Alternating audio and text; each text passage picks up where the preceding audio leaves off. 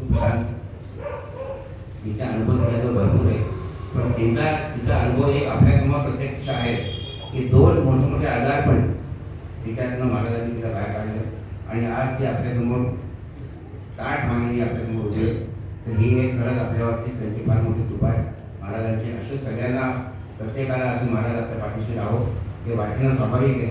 आणि ते त्यांचं जे म्हणणं आहे की नाम घ्या मी तुमच्या पाठीशी आहे, तर ते नक्कीच आपल्यासाठी त्या पाठीशी राहणार.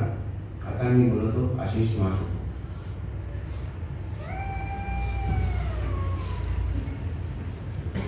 जास्त वेळ आपल्याला नसावा लागणार नाही, फक्त 2-3च हे राहिलेले होतो.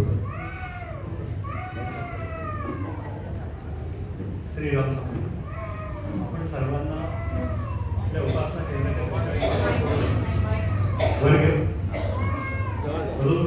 हे आपल्या सर्वांना आपल्या उपासना केंद्राच्या 43 वर्ष पूर्ण झालं असं सगळ्यांना शुभेच्छा आणि अभिनंदन. अनुभव म्हणजे असा की विनाश कामेंकर यांनी दत्तात्रयाची भेट झाली. बुलढाण्याला मी गेलो होतो.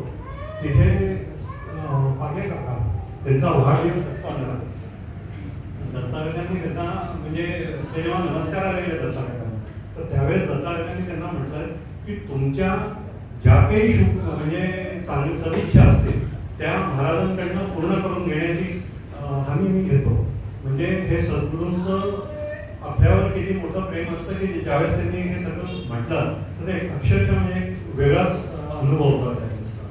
एक अजून म्हणतो की बाबा बेलसाऱ्यांचे जे प्रवचन आहे त्याच्या प्रवचनामध्ये एक खूपच महत्त्वपूर्ण एक त्यांनी ते सांगितलं होतं की काही महाराजांची लोक ज्यावेळेस एनी बिसन म्हणजे आपल्या इंडिपेंडन्सच्या पूर्वी एनी बिसन म्हणजे त्या थिओसॉफिकल सोसायटीच्या होत्या, जेव्हा हे लोक त्यांना भेटायला गेले महाराजांचे लोक बहुतेक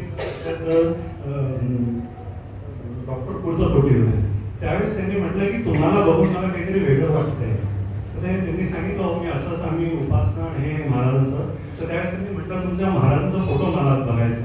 तर त्यावेळेस त्यांनी त्या महाराजांचा फोटो बघितला आणि त्यांनी हे म्हटलं you are in the safest pair of head. असं आपल्या महाराजांचं म्हणजे महात्मा आहे. बाकी तर खूप जास्त तरी सांगायचं म्हणून तुम्ही तेच क्लोज करतो.